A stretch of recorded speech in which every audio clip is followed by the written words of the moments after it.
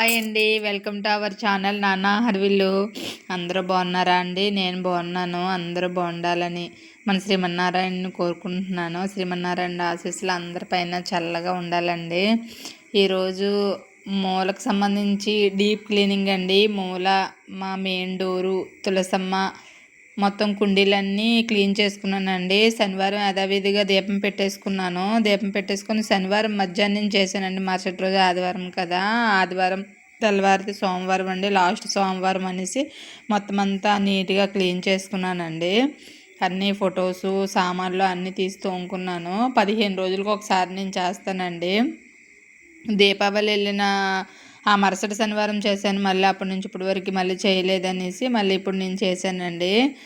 Door ఎప్పుడు నేను 15 రోజులకు ఒకసారి డోర్ నీట్గా తుడిసేసుకొని డోరుకి పెడతానండి. స్వస్తిక్ నేనైతే డోర్కి మన సింహద్వారం పైన కూడా నేను వేస్తానండి. స్వస్తిక్, త్రిశూలము, ఓంకారం రాస్తాను. ఒక గురువుగారు చెప్పారండి, రాస్తే మంచిదమ్మా అనేసి. అప్పటి నుంచి అద్దింట్లో ఉన్నా సరే నేను ఎప్పుడు ప్రతి ఇంటి దగ్గర రాసేదాన్నండి. అప్పుడు చెప్పారు ఒక గురువుగారు, అందుకోసమని అవి అయితే మటు కంపల్సరీ రాస్తాను నేను మూలగదిలో నాటిని.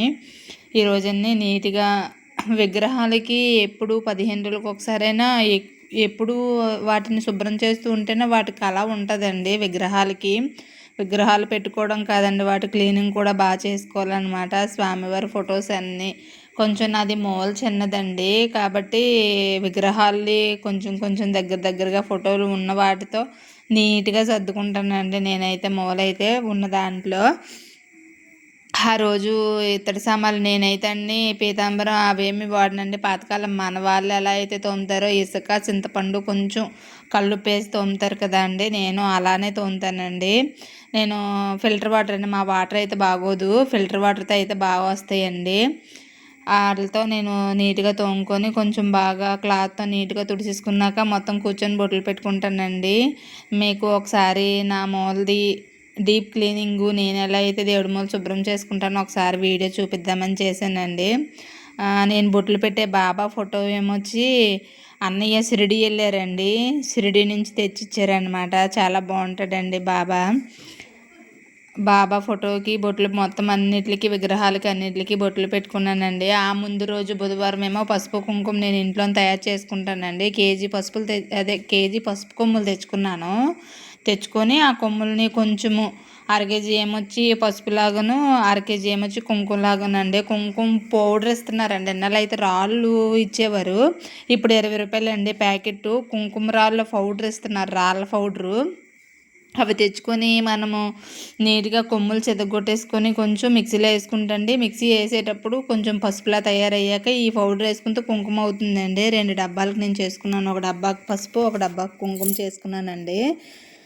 ఇవన్నీ అయిపోయాకనే నేను కుందులు గ్లాస్ చూపించాను కదండి, అది కాశీ నుంచి అమ్మాన పిన్ని వెళ్ళారండి. కాశీ అన్నపూర్ణాదేవిది తెచ్చారండి 2 విగ్రహాలు, ఒక చిన్న విగ్రహం, ఒక పెద్ద విగ్రహం తెచ్చారనమాట. వాటిని బియ్యంలో పోసి పెట్టాలంటండి. నాకు ఒకరు చెప్పారనమాట. అప్పటి నుంచి నేను పెద్ద విగ్రహాన్ని అయితే నార్మల్గా పెడతాను తప్ప చిన్న విగ్రహాన్ని అయితే బియ్యం పోసి బియ్యం మీద అమ్మవారిని పెట్టుకుంటానండి. నేను ఎప్పుడు పసుపు కుంకుమ మాత్రం కొంచెం చిన్న బౌల్స్లో వేసుకొని మూలను పెట్టుకుంటానండి ఎప్పుడూను. నాకు కొంచెం ఫస్ట్ నుంచి కొంచెం అలవాటు అండి. అవి ఏం చేస్తామంటే ఇప్పుడు మళ్ళీ 15 రోజులకి క్లీన్ చేసుకున్నాం కదండి, పాత పసుపు కుంకుమ ఉంటుంది కదా మనం పెట్టుకోవడానికి. ఇప్పుడు గుడి దగ్గర నుంచి ఎక్కడి నుంచి అయినా మనం తెచ్చుకుంటాం కదండి, దీన్ని కలిపి నేను ఒక డబ్బాలో వేస్తానండి. పిల్లలు, నేను, మా వారు అందరం పెట్టుకుంటాము. పసుపు అయితే మాత్రం నేను మొహం బొట్టు పెట్టుకునే దగ్గర అదే పసుపు వాడతానండి. కాలు కాటి నేనైతే రాసుకోను దాన్ని. కొంతమంది అయితే దారబంధాలు కాటి రాస్తారు, కానీ నేనైతే రాయనండి. అక్కడ పెట్టింది నా నుదుటిని పెట్టుకునే బొట్టు దగ్గర మాత్రం నేను పెట్టుకుంటాను. ఆ పసుపు వాడిందంతా మాత్రం నీట్గా ఒక డబ్బాలో వేసుకొని వాడుకుంటానండి. ఆ రోజు క్లీనింగ్ అంతా అయ్యిందండి. ఆ మరుసటి రోజు లేదు, సోమవారం, మరి లాస్ట్ సోమవారం కదా అండి. మేమైతే నాకు ఇక్కడ నదులాటి ఏమి లేవండి, కాలవాటి ఏమి లేక నేనైతే ఒక టేబుల్ పెట్టుకొని తులసమ్మ దగ్గరే గంగమ్మ తల్లికి కొబ్బరికాయ కొట్టుకొని తాంబూలం పెట్టుకొని అరటి దొప్పలతో ఒత్తిడి అయితే నేను వదులుకుంటానండి ప్రతి సంవత్సరమును. సోమవారం నాకు వీలైతే మట్టుకి వదులుతానండి, లేదు అన్నట్టయితే మాత్రం మొన్న అమ్మ వాళ్ళ ఇంటికి వెళ్ళి బాగానే చేసుకున్నానండి. తండ్రి అవకాశం ఇచ్చాడు, శివయ్య మన గంగమ్మ తల్లి ఇద్దరు అవకాశం ఇవ్వడం వల్ల అమ్మ వాళ్ళ ఇంటికి వెళ్ళి నేనైతే బాగానే చేసుకున్నాను ఈ సంవత్సరం. ఆ మరుసటి రోజు మూలంతా నీట్గా క్లీన్ చేసింది కదండి, నీట్గా ఆదివారం మరుసటి రోజు సోమవారం కదండి, పారిజాత పూలతో నీట్గా శివయ్యకి అష్టోత్తరం చదువుకున్నానండి. ఆ రోజు సోమవారము చదువుకొని అరటి దప్పులతో కొంచెం మా ఇంటి ముందునే అలాగా నీళ్ళు వేసుకొని గంగమ్మ ఒడిలో వదులుకున్నానండి. నేనైతే అరటి దప్పులతో ఒత్తులు పెట్టుకొని ఒక్కొక్క 3 ఒత్తులు చొప్పున పెట్టుకొని కొంచెం అలాగా స్వామి ముందు నెల ఇంక ఈ కార్తీక మాసం ఇంకా ఈ సోమవారంతో అయిపోయినట్టేనండి. ఇంకా స్వామి కోసం మళ్ళీ సంవత్సరం పాటు మళ్ళీ ఎదురు చూడాలి. ఇదే సోమవారం, కార్తీక సోమవారాల కోసము. నేను కూడా నీట్గా సర్దుకున్నానండి. ఆ రోజు పువ్వులాటి అవన్నీ కొంచెం నీట్గా సర్దాను. సోమవారము కొంచెం లేట్ అయినా సరే. ఇదేనండి వీడియో ఈరోజు. ఈ వీడియో అందరికీ నచ్చుతుందని అనుకుంటున్నాను. నేనైతే నా పద్ధతిలో మేము ఎలా అయితే చేసుకుంటామో నేను అలానే చెప్తున్నానండి. నేను ఎలా అయితే చేసుకుంటానో నేను అలా చేసిందే మీకు చూపిస్తున్నానండి. నేను ఇంట్లో ఎలా అయితే పూజ చేసుకుంటానో, నేను ఇంట్లో ఎలా అయితే పెట్టుకుంటానో, నేను ఫస్ట్ నుంచి మా అమ్మమ్మ వాళ్ళు ఎలా అయితే అమ్మాలు ఎలా అయితే చేస్తారో నేను అలానే చేసుకుంటున్నానండి.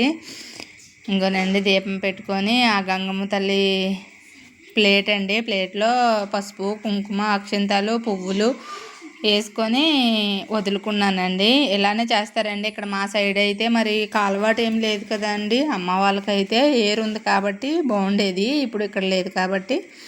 ఈ వీడియో అందరికీ నచ్చుతుందని అనుకుంటున్నానండి. ఈ వీడియో నచ్చినట్టయితే ప్లీజ్ లైక్, షేర్, సబ్స్క్రైబ్ చేయండి. నా హర్విల్లు. జై శ్రీమన్నారాయణ.